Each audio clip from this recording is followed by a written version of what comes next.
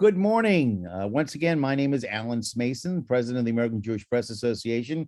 And again, we have with us today Hugo Ottolenghi, who is our old friend. I'd like to say comrade in arms. Hugo, of course, is on the faculty at Florida International University, has been a judge with our Rock Hour Awards, and has taken upon himself to take up the mantle, if you will, the banner of helping us become better journalists by dealing with a number of ethical challenges that we have as journalists, and also helping us improve our skills as journalists and editors. So again, Hugo, I'm going to turn the discussion over to you and let you lead the way. But I think that today, dealing with what we're dealing with in the international sphere, the Ukraine war, Russia's aggression, and how we respond to it, and the ethical challenges that are raised by this conflict, and what may be potentially others to follow, again, is right on target, right on where we should be as journalists, what we should be concerned with. So I'm going to go ahead and have it turned over to you and let you lead the way. And again, I know that we have our a panel here ready really to hear from you and find out a little bit more about where we should be as journalists and what we should be concerned about in the coming weeks and months. Thank you, Alan. And this is not a talk. This is a conversation, because I think it's something that all members of the Jewish press are having to deal with. So, Barbara, you can take yourself off mute. Yes, I'm going to have things on the screen, but it's really to provoke conversation. And I'm hoping, if nothing else, out of this recording today, we can develop material for further discussion that can be part of the website. Because I think this is, again, as Alan said, this is something we're dealing with right now, and we're going to continue to deal with. And as the members of the Jewish press, we have a lot to deal with. And by the way, being a judge is just a great experience, and it was the inspiration for doing this, because I would see articles and I said, you know what, if this article were just a little bit this or a little bit that, it was a good score, looking at it from a numerical standpoint, but it could be an outstanding article. And so what can we do to help elevate that? That's always been my motivation. So yes, I'm going to share my screen, but it's not there for just to watch. I'm going to be asking questions. I'm going to be asking you how you're dealing with things. All right. So, okay, wait a second here. All right. This is like, I don't know why I'm looking at the wrong thing here. Let me get that out of my way. There we go. All right. So again, the ethical challenges, and I put in there the obligations. What are we obliged to do? There's going to be, by necessity, a religious undercurrent to everything we do, right? There are some things that we are commanded to do. And just to be clear, people ask me, well, what are you? I said, well, I'm an Italian Jew, which means I'm an atheist and an anarchist at the same time. We have a club and we try to meet, but no one can agree on anything. So we don't really get together very often.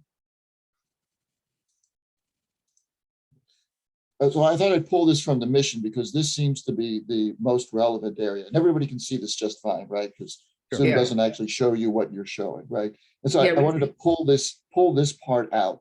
We foster the highest ethics, editorial quality, and business standards that help our members navigate their challenges. And I think this is a time of challenge, right? And also their responsibilities. And these are unique to the Jewish media. And I look at it in two ways: our responsibilities to the readers and also to the profession of journalism. Because we have, and we're going to get into it now, we have a way of looking at things that is different, that informs the world on how to look at this. So there's a war on two fronts. There's the physical war in Ukraine, and there's one that's happening in the media. And we're going to talk about each one of those. So I call it traditional media. What we think of as the newspapers, the TVs, the news websites that you're part of or you manage. So like, what do traditional media do really well? Well, they're really good at getting like on the scene, right? The TV people show up right away. The news photographers are there. And sadly, reporters have gotten killed, right? People who have been working there in the field. press conferences, making sure that those are covered. Many of them nowadays, because of the ubiquity of the internet, cable TV, they can all be live. There's no waiting for a 6 o'clock news wrap up. The human interest stories, of which there are innumerable ones, right? And they all come from all sorts of different directions. Some of them are very sad, they're very saddening and disheartening, and some are very inspiring. And of course, they've gotten better graphics out there to help tell the story with numbers and kind of take this chaos and give it some perspective. And then lastly, backgrounders, filling things in, right? And a lot of that falls to your national newspapers like the Times and the Washington Post. So what can we as Jewish media do better? And I think we're in a position to be better. There we go. Yeah, don't you just hate that? You're sitting there trying to, I actually accidentally left my phone outside the room, and I'm glad I did. Otherwise, I'd be fumbling right now because it'd probably be hidden under papers. So when I think about what drives a lot of Jewish media coverage, I think about the historical perspective. And we're going to get somewhat into rhetoric. And I want to ask you what you've done there. And also, we're in a unique position in terms of our understanding of politics, propaganda, and misinformation, because it is used, has been used, and it continues to be used against Jews all the time. Right? The Holocaust didn't happen. We're going to get into some examples from articles. And then we have some ethical imperatives that we operate under, which don't necessarily apply to mainstream or online journalism. We have certain things that we're going to do. So I'm just going to throw things out, and I'm going to start with you, Barbara. Barb, how do we like to do that? Any of the above. Any of the above. Okay, so Barbara, how are you handling it in terms of your news coverage, or how you're looking at news coverage? Well, so I have a kind of I don't know if it's a unique situation, but our newspaper, it's a Federation-funded newspaper, and we publish monthly. So it's been a little bit of a challenge to keep the facts, to drive current information, because by the time we go, my deadline is always the 15th of the month, send it to the printer probably about a week later, and it shows up in people's mailboxes around the 1st of the month. So it's a challenge. What I got very lucky this month is one of our board members is the co-chair of JFNA's National Young Leadership Cabinet, and he was on a mission to Poland and was at the Ukraine border. Just before I went to press, he was able to write something and send photos. And so it kind of helped keep it fresh and significant. He got some interviews with people, and we were able to kind of weave that into a front page story. But it is challenging. A lot of focus here is around, how much money is being raised to send.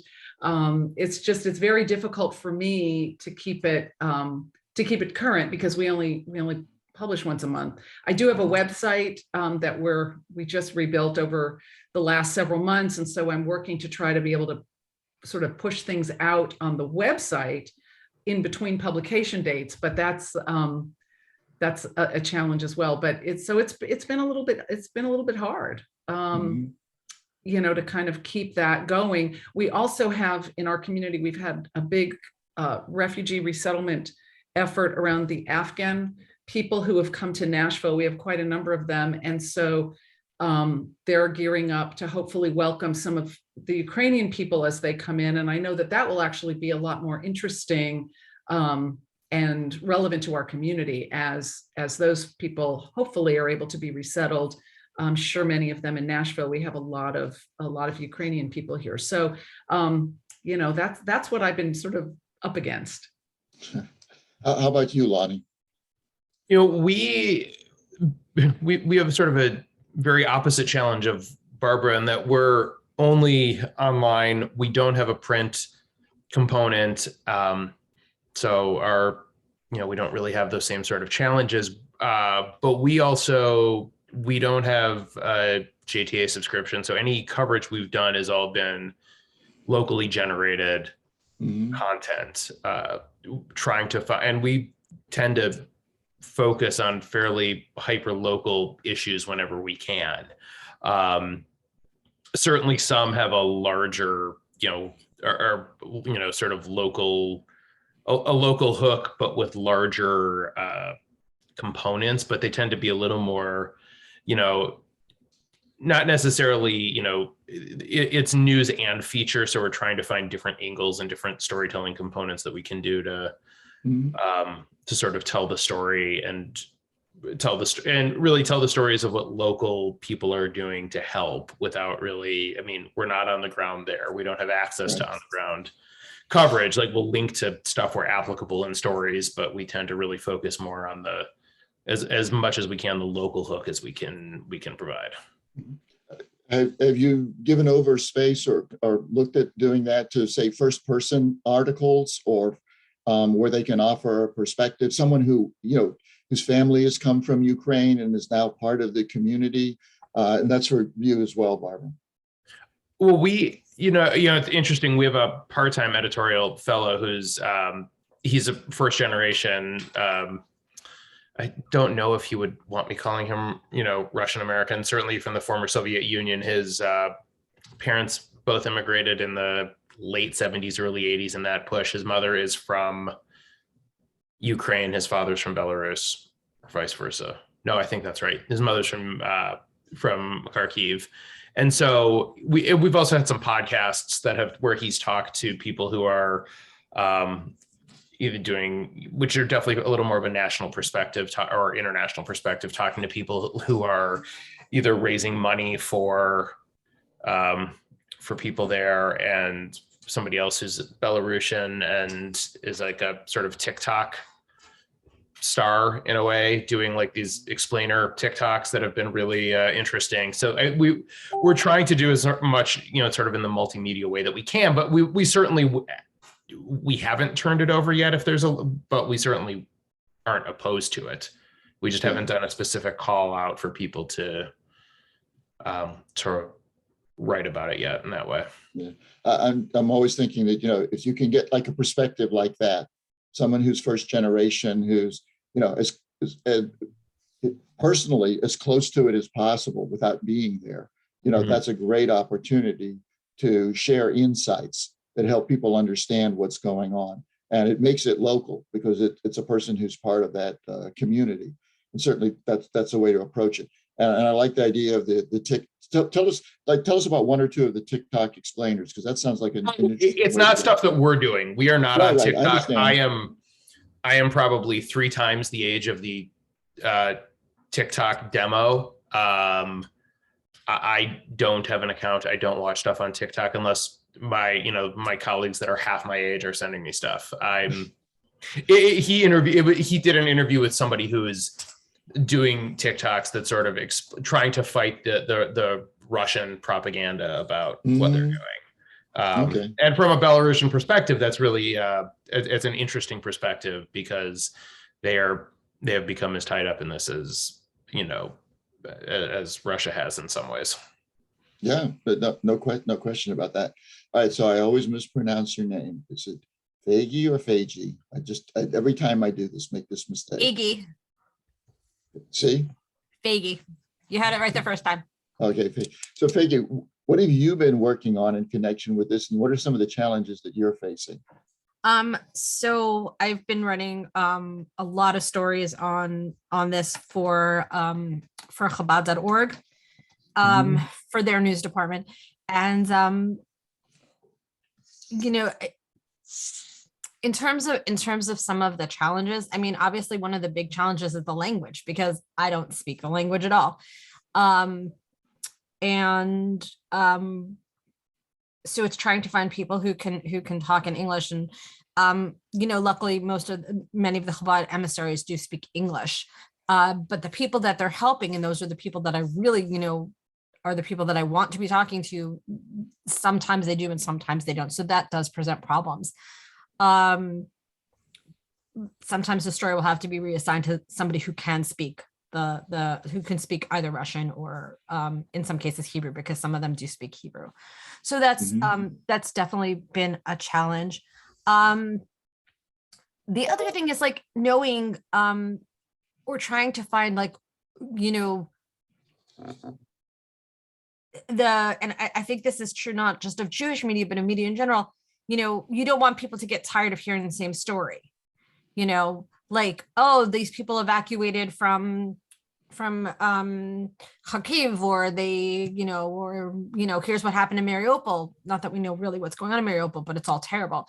You know, and you know, as time goes on, you see that there's a little less interest. So how do we get people to maintain that interest? And you know, how do we continue to find in terms of features that will bring in the readers and make the readers, you know, pay attention and you know, care. Not that they wouldn't care, but you know, the longer things like this go on, the less attention span people have for it. Certainly, so I think it was a problem.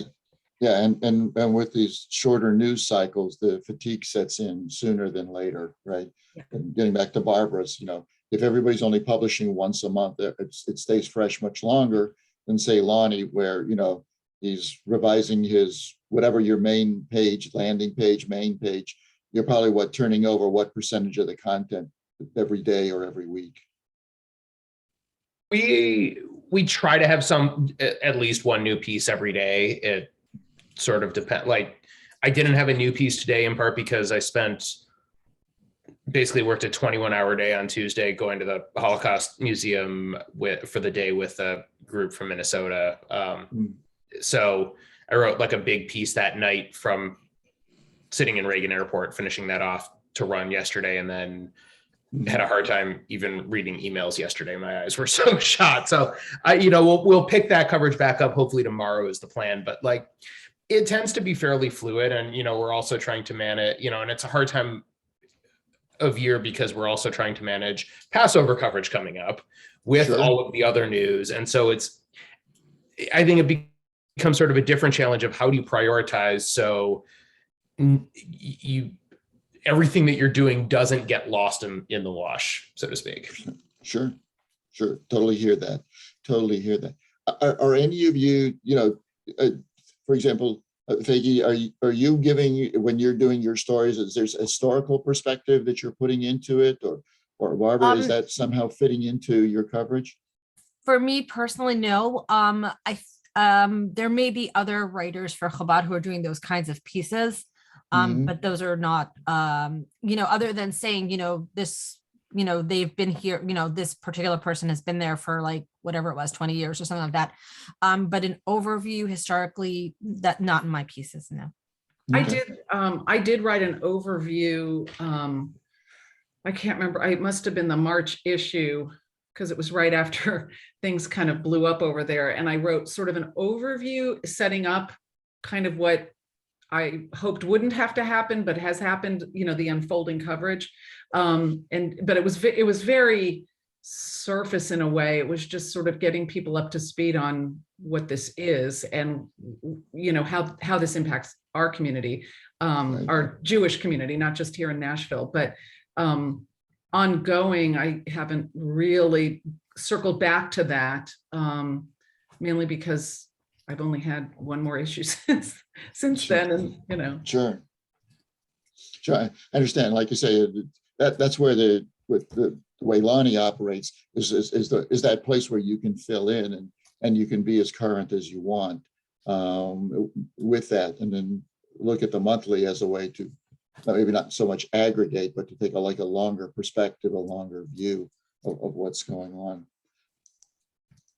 So, you know, to Lonnie's, thank you, Lonnie, for the natural transition here. All right, because we can't talk. The Holocaust Museum, World War II is a big part of it, and this is what I'm kind of wondering what your experience was there. Because again, I highlighted this. This is each one of these things. This is the stuff in gray is the source wherever this is coming from. So this is actually from the Holocaust Museum itself, and I highlighted the parts there. You know, there's an estimate 1.5 million Jews were there. some of their executioners were Ukrainian and Russian. So, there's this thing in the media that we like, we've got Ukrainian heroes, but are they, to us, are Ukrainians heroes? And how do we deal with that? And informing, the readers as well, because again, we can say, yeah, maybe we have an older readership, but it's not from that time period, right? There are very few Holocaust survivors left. It's now news when they're telling their stories because there's so few left to tell those first-person stories. How do you? To me, that this seems to be one of the ethical issues. It's like, okay, so how do we, in all of this, and Peggy, you can speak to it, I'm sure, is how do we portray the Ukrainians? So that is the question, right? Yeah. Yeah. If I can just jump in there for a second, we had an AJPA seminar, if you will, on the Bobbing Yar memorial that has been not necessarily destroyed, but certainly put upon by the Russian aggression, and that at least one memorial there was damaged by some sort of artillery fire.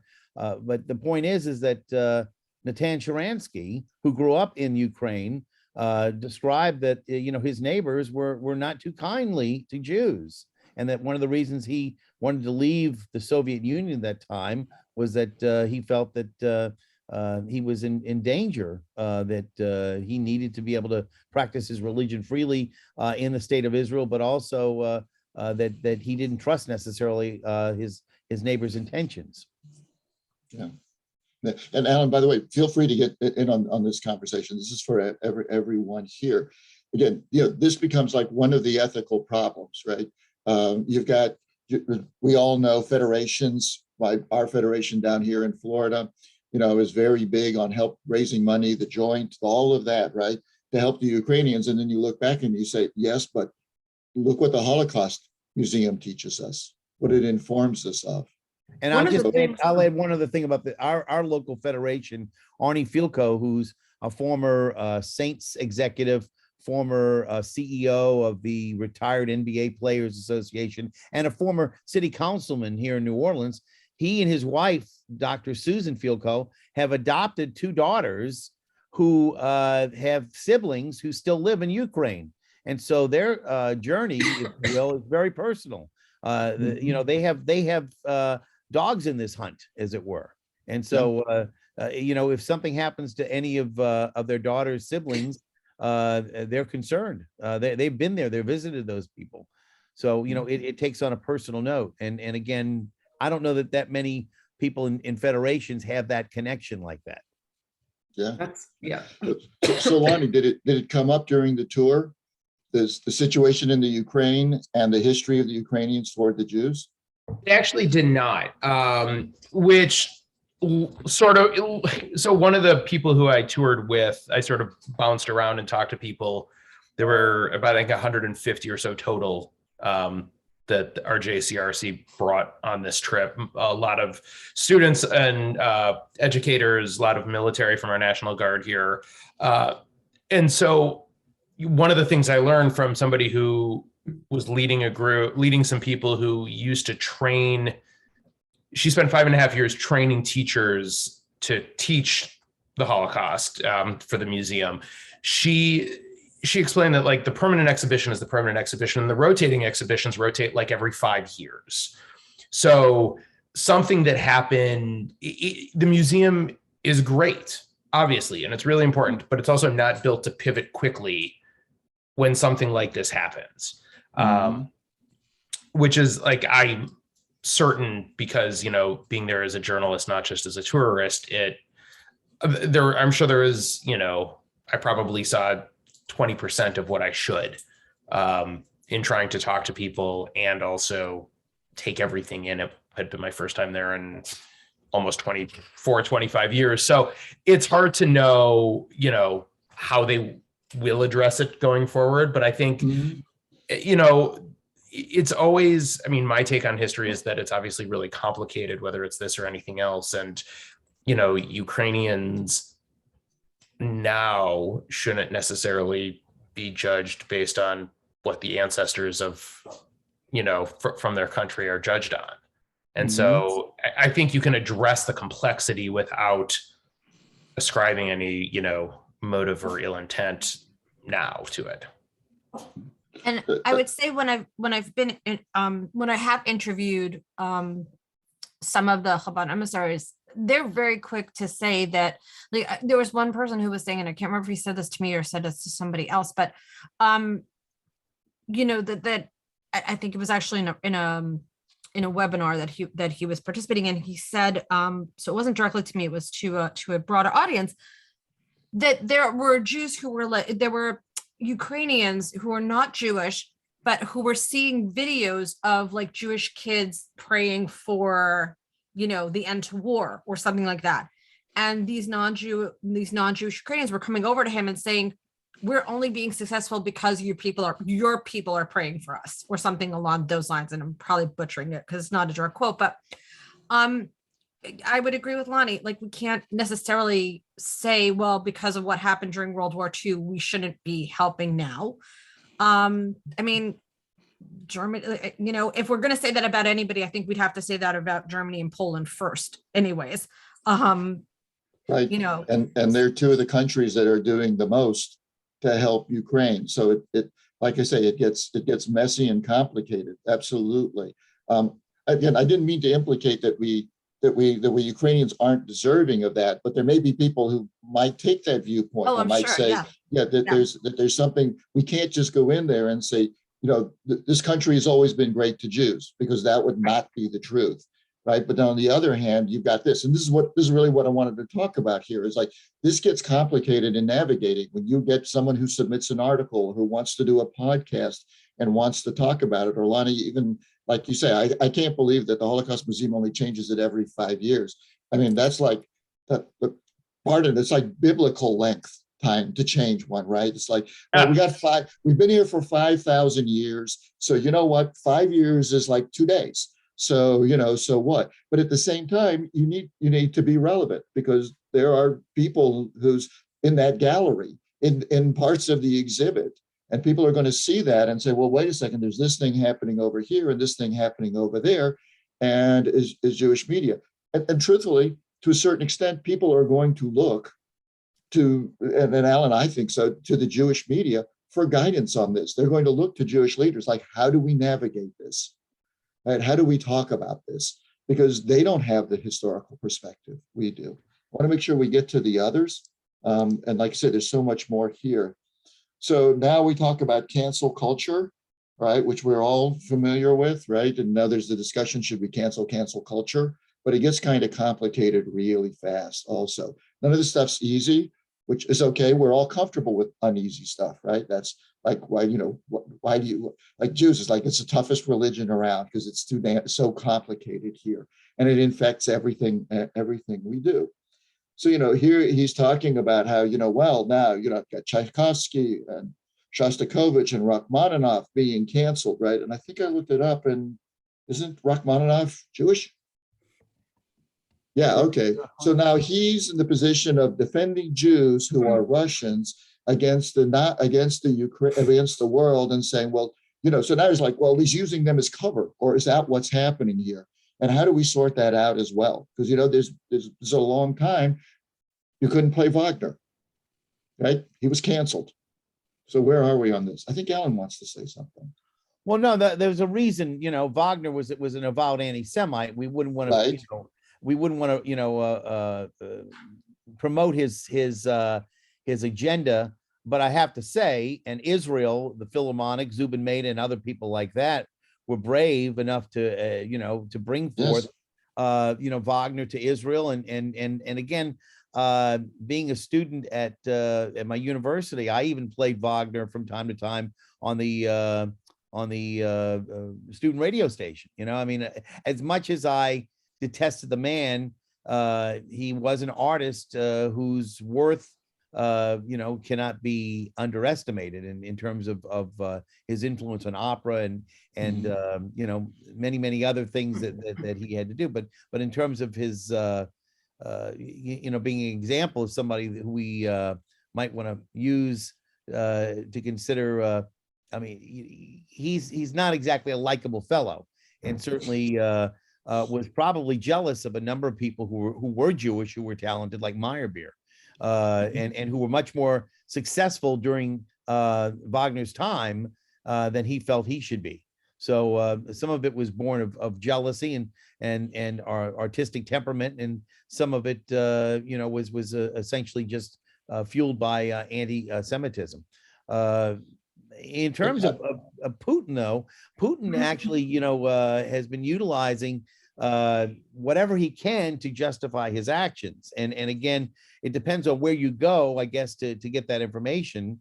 But the fact of the matter is that if there's somebody who's been dealing with cancel culture, it's Putin himself, in terms of canceling internet access to sites that might readily fuel debate within Russia about the war and its purpose. And so, the sites like Facebook, the sites like TikTok, the sites like some of the other news sites are not being allowed to broadcast within the former Soviet Union, the Russian areas. That they're basically silent and mute. So no one has any choice but to get the propaganda that comes down from TASS or wherever. And like I say, he's kind of using the cancel culture argument to saying these great, composers and writers and things like that, many of whom are Jewish, right, are being canceled. So you're like, okay, so where do you go with this, right? It's, again, they can start to get and when I talk about this, I see opportunities to educate more than anything else, to inform and to explain to the world that, like, just because Rachmaninoff might have come out against all of this, right? And he might have had to flee or what have you, right? He's not an oligarch. He's not a Russian general, right? We have to learn how to separate these things and say, it's not appropriate to cancel this person simply because he was a composer or he or she was a writer, and that kind of thing. But yeah, to your point, Alan, not only that, it's now a crime to write something against the state. You can go to jail for it, right? Anything that does that.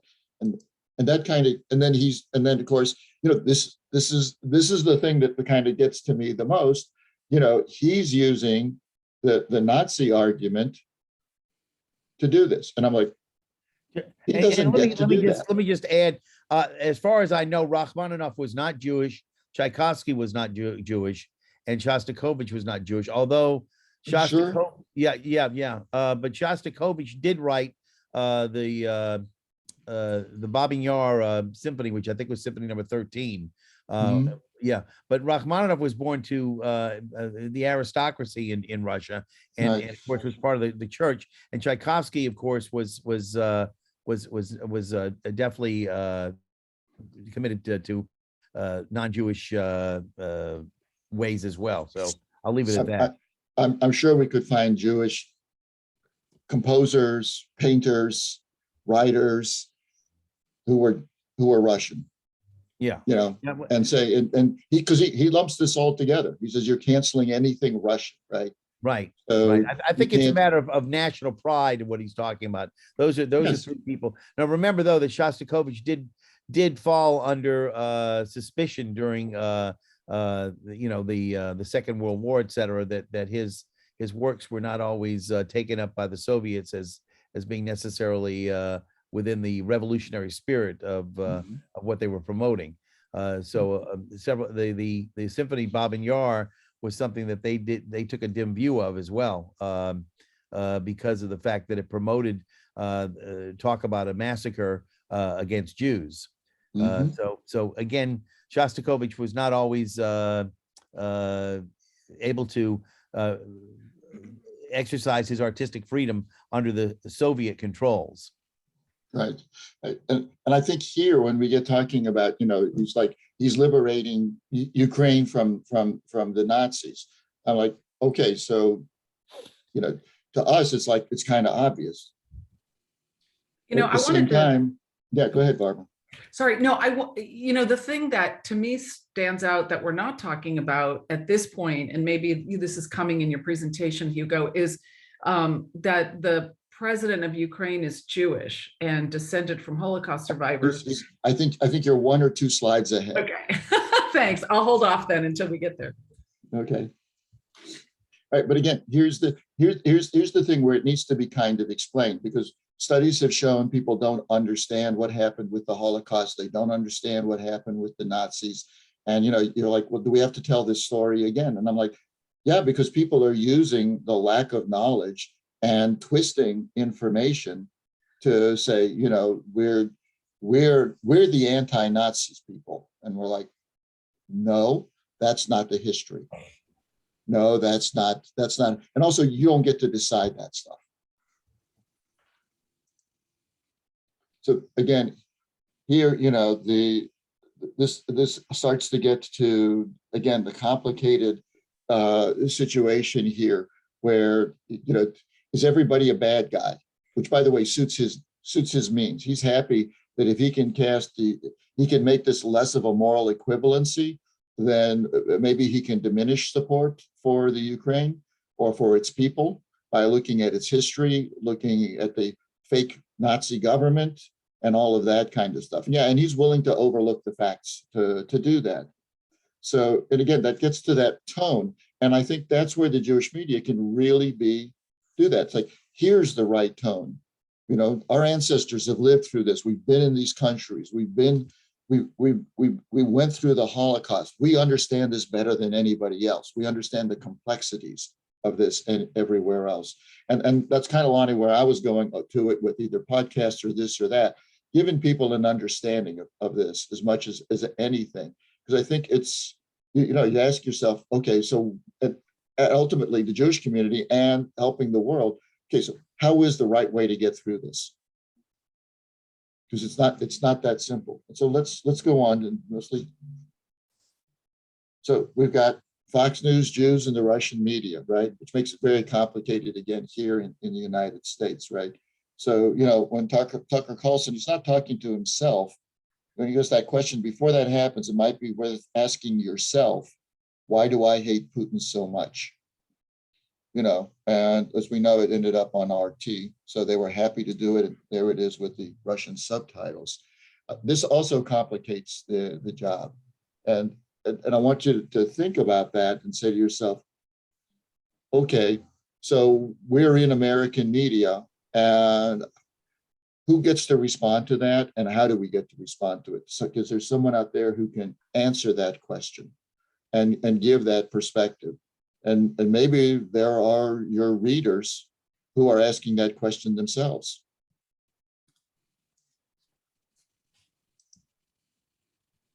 So I want to talk about, we talked about very much at the beginning, but it's useful to come back to it. So the easier stuff is the donations to the civilians, right? Which there's plenty of news on, the humanitarian missions. My rabbi has led a group of like 14, I don't know what he finally capped it at. They've raised either $500,000 or $1 million. They've got like, I don't even know how they're going to they get collected like 2 or 3 tons worth of supplies. He was asking us for duffel bags, and I'm like, there aren't enough duffel bags. There's been a lot of the news on resettling medical assistance. Hadassah has been very much out in front of it. There's lots of reports. And Fagin, what have you been getting in terms of what you've seen from that perspective on some of these things that we're talking about in the left-hand column? So in terms of the left-hand column, so number one, so the Ukrainian Jews settling in Israel, that's definitely happening. But some of them, there were some definitely who had been planning Aliyah, but there are plenty who weren't, and their lives have been completely upended. And we think, oh, well, they're in Israel, it'll be simple. But that's not necessarily the case, because at the end of the day, they're still in another country that they weren't planning to be in. They may or may not speak the language. They don't have a job. They're just there. How long are they going to be there? How much of their lives do they start redoing? So that's one of those issues. Donations to Ukrainian civilians, that is definitely still an ongoing thing. I have a news brief in the works on a new initiative that this is not for Chabad, this is probably JNS, I think, that the OU is doing, where it's it's sort of like a group challenge to get synagogues to raise more money for what they're calling the second round of aid. Okay, now the people have been evacuated, but now what? You know, the food, the costs to feed all of the people who have been displaced, whether they're in Europe or anywhere, wherever they are, the food costs are enormous. Renting the apartments and paying for hotels, all of that is extremely, extremely expensive. So that is ongoing. Reaction from local programs at temples and JCCs. I mean, then there's also like so those are also likewise ongoing.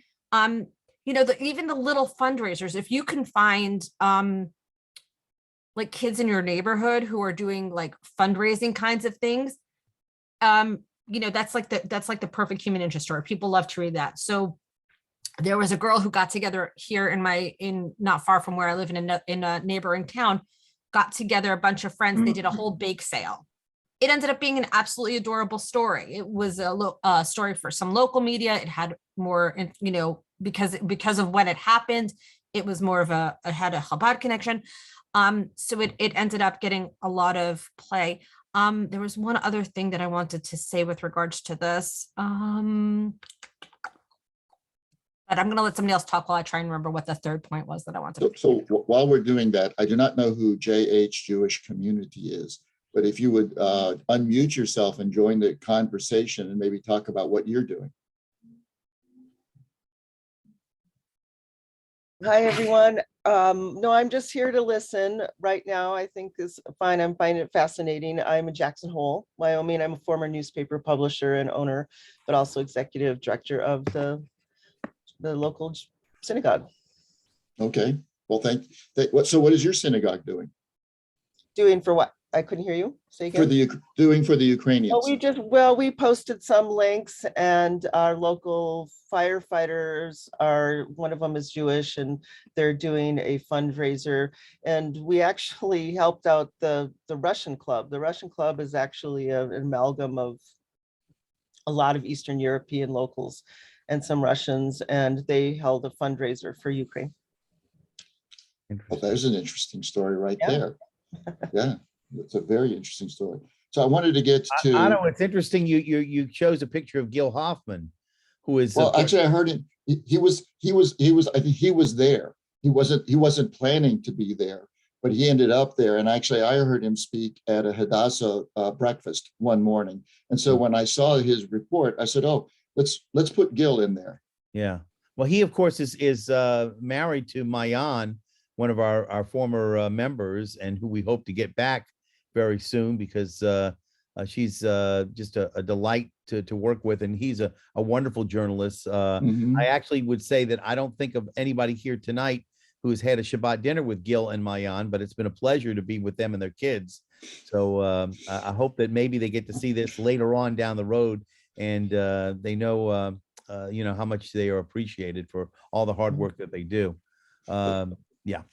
I should definitely let them know. Like I say, he was just I think he was at the border when all of this happened. It wasn't his plan, if I remember correctly, but there he was in the middle of the news, as these things sometimes happen to journalists. So to Barbara, your question on the bullet points, is Zelensky a Winston Churchill, or is he a Judah Maccabee? And I put that out just rhetorically, just to discuss, because again, how do we frame him? How do we look at him? Maybe for us, saying he's a Maccabee is one thing, and then maybe the world kind of looks at him as the Churchill, and maybe he has both of those identities. So how do we talk about him in terms of things? I mean, he's a media star, but he also was a TV star and an actor, which I think helps certainly in terms of his presence. So how do we talk about him? And I guess, Lonnie, there's like back at the, none of this stuff comes up at the museum in any way. Looking at this, because contemporary history doesn't really. And I say that in a way, understanding what their mission is. But in terms of making these things contemporary, I just kind of wonder about all this. And Peggy, feel free to join in also. And then Barbara, maybe you want to go first because this was your thing. that you Well, said. yeah, I mean, You can and add him. I've been sort of struggling with that picture because I think my sense is that he's a little bit of both, because either one by itself makes him a little bit one-dimensional as far as I'm concerned. Because Mhm. Judah Maccabee, what do we really know? It's what we've read and what's in our imaginations. Churchill is obviously somebody in recent history who we can maybe draw some more accurate comparisons, but either one I think is too simplistic, because he's sort of the guy of the moment. It could just as, if they're a democracy, could just as easily have happened with somebody else. So how much of some of this is just circumstance that he's the guy. So I don't know. These are conversations that we've had, in our community, at our staff meetings. I think it's very hard to define somebody like that. And you're right, there's the element of the theatrical about it. So, he makes these dramatic pleas, and believe me, I'm completely drawn in by the guy. I think what he's doing is remarkable, but as a skeptical journalist, I wonder how much of that is, for the camera. Coming in at the Grammys and talking in those settings and things like that. So, and we are Music City, so there's a lot of music people in our community who they resonate with that. So these are some of the issues that I struggle with myself. And I put that question out at the end: does Israel have it right? Because Israel is in a very, very complicated position here, and we know that they're going to get criticized. Because that tends to happen every single day. But then the question becomes, again, looking at this, how do we figure that into the coverage? Because Israel makes up so much of the news coverage. And maybe, Lonnie, I don't know. I know you like to be hyper local, but people feel a connection to Israel, right? So Yeah, how do you handle that part? Just holding aside even Ukraine, how do you handle that part where what happens in Israel, what happens to Israel, we all feel, because we all feel connected, right? Yeah, probably some more than others. We had actually gotten some pushback from somebody wondering why we hadn't had any coverage of the terror attacks there recently. Mhm. And there's 1.5 of us doing editorial work, so we have to pick and choose. Things have to be prioritized, and we're going to prioritize local. She offered to write an opinion piece on it, and we said, sure, that would be great. Which instantly got pushed back on Twitter from somebody saying, what does this have to do with the Twin Cities? It has nothing to do with it's a pretty thin sliver of the Venn diagram of she's a Minnesotan who has family in Israel and grew up there. Okay. That to us is good enough, but I certainly understand the person's point. Okay. But yeah, I think people feel what happens in Israel very differently. And the question of, does Israel have it right? That becomes, it's not just the hard stuff, but it becomes, I think, a way bigger discussion of, is it anti-Semitic to criticize Israel? Is anti-Zionism anti-Semitic? Again, these are way bigger questions that go well beyond this particular topic. Right. With respect to Ukraine. Does any country have it right all the time? Probably not, but certainly Israel gets it more than its fair share of criticism for those perceptions. Lonnie, can I ask a question? I have to, I'm sorry if I'm jumping on your toes, but when you talk about how you get pushback about what does anything in Israel have to do with your community, I don't know your community, but I know here, as small as our community is in Nashville, we have a lot of Israelis here. We have a lot of people with family in Israel. We have such a strong connection that if we don't cover enough about Israel, I hear about it. And yet here we are in this tiny little Southern Jewish community. So I'm curious to know why is your community less infused with Israelis, or what is? I don't think so. I think a lot of it stems from the fact that Minneapolis, specifically, I think more so than St. Paul, but certainly it's a fairly progressive community. And so you have a lot of, the social justice Jews. Right. Who tend to, I think they certainly support a two-state solution and support Palestinian human rights and are quicker to be critical of Israel because of that. Sure. Which then becomes the centrist to center-right Jews saying, you don't like Israel, which, is such a... Can't win. It's such a hyperbolic argument. It's ridiculous. And so, this is going way off topic. There's is going to be a heated political primary for the Democrats. Ilhan Omar is not my congresswoman, just, next door to my district, but she is running. She is kept fairly quiet lately with respect to Israel. But there is nothing she can say that will appease any sort of centrist Jew. Sure. Nothing. The results are sort of baked in. And I interviewed her opponent, and I wasn't even going to talk about Israel. And before we signed up, he's like, by the way, I support a two-state solution. Like, okay, what does that mean? I don't really know, but I know I support it, basically. I'm like, okay, why? Like, I can quote you on that, but you're going to sound like a fool. Like an idiot. Yeah. And so it's a cop-out to say it's complicated, but like with anything else, I think there are pockets of the community that are very Zionist and very pro-Israel, and there are plenty that are also maybe more, I'm not going to say anti-Zionist, but certainly skeptical. Sure. Mm-hmm. I get that. It's and it becomes sort of the fine line of criticizing, right. Criticizing Israel's government is not the same thing as criticizing Israel. Yes. Much in the same way that it happens right here locally and nationally and statewide. It's complex. Yeah, it is. And I don't think it's that far off topic, because we can look at the Ukrainian government and the Ukrainian people. We can look at Russia and the Russian people. You can separate those out in a number of different ways, and say that the history of the Ukrainian government, we can look back to the Holocaust, but we don't necessarily hold those people who, as you pointed out, Lonnie, are alive today to be responsible for what they did, because those.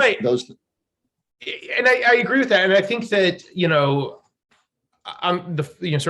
the counter argument to what we talked about with Ukraine and its past earlier is that sort of goes to the point that Barb brought up, which is they've elected a Jewish president democratically. Like, if that doesn't tell, yes, he's a celebrity, and maybe that puts him in a different light in the eyes of a lot of people there. But if that doesn't tell you how far they've come in 70 years, I don't know what to tell you. Right. Yeah. Right. I know we have just a few minutes left. I want to be respectful of your time. So I wanted to say thank you. We weren't able to solve the problems of the world in this another failed session in which we didn't. So I guess, Alan, I'll have to do another webinar. So that's going to hold you to that too. It's just my fate. Clearing your mind of all of these complexities, and by the way, it always falls to the Jewish media in some way to get involved in this, just because some of this stuff reaches home, reaches history, reaches the people who read, hear things like that. But just out of curiosity, among everyone here, is there a topic that you think maybe we should be doing for the next webinar? Anything that comes to mind, that something that you deal with? And I know we dealt with some pretty heavy stuff here, but as an educator, I work at all levels. I work with beginning writers, editors, people who have experience, folks like you who are, strong professionals. And I'm just hopefully, there's something that you would say, look, this is something we need to be talking about, or this was something that would help us in the work we do. Because I'm happy to tackle all of it. Wow, that's a big question. But just pick a simple thing. We didn't solve this in an hour. We don't have to solve whatever it is. It doesn't have to be something big enough. It can be something small enough that we can solve in an hour, or certainly can make a difference. I know writing is always a challenge, and is there a way to go at that? Everybody wants to get better. You want your writers to be better, and so forth. And I know that that's a good one, but how can we best approach that? Because again, that's one of the things that came out of me being a judge was I said, with some better editing and some better writing, this would be outstanding national news work. It's just missing those things that elevate it to that. One of the things that I feel challenged with, Hugo, and I'm speaking only for me because I don't know about the rest of the community out there. I am a team of one. At this moment, I'm a part-time editor for the newspaper. I'm trying as hard as I can to expand on that. But it is challenging to do the really good, to elevate the quality of what our newspaper offers to the community above simply surface reporting and events of what the congregations and agencies are doing. And so that's a big issue, a big challenge for me. It's not something we can easily solve in an hour, but it would be helpful for me perhaps to have some sessions with other people in the organization who are in my situation and potentially do some brainstorming and problem solving on that level, because I find that I'm just so small. I'm trying to do a lot with very little. And maybe it's a bigger mission for me than it needs to be, but I feel really passionate about it. So I'd love to be able to hear from others who are in a similar situation. Okay. And Hugo, I think part of what we really should continue to focus on is the challenge to our ethics. There was a JTA story that came out about Chabad and their position, which is so tenuous in Ukraine and in Russia, and in terms of how they are having to be on both sides of the issue and also trying to serve their communities. So, there are a lot of issues that present moral and ethical challenges to us as journalists and as people. And so we're going to have to keep an eye on that as this conflict continues. And again, unless anybody else has to add anything else, I think we just sort of wrap things up and tell everybody, first off, that we want to thank them for participating. We want to wish them all a Chag Pesach, a very happy Passover coming up next week, and that hopefully we get a chance to see everyone at the upcoming AJPA conference in June in Atlanta. If you need to know more about it, all of that information is now posted on our website. And again, thank you, Hugo, for all that you do to continue to help us as journalists improve in our work. And again, we want to again thank all the participants today who were here to add to this conversation. And hopefully we will all be the better for it. And we will continue to do this as part of our mission. Thank you very much. Thank you. Thank you. Have a great day, everybody. Bye-bye. Thanks, everyone. Bye. Thank you. Bye.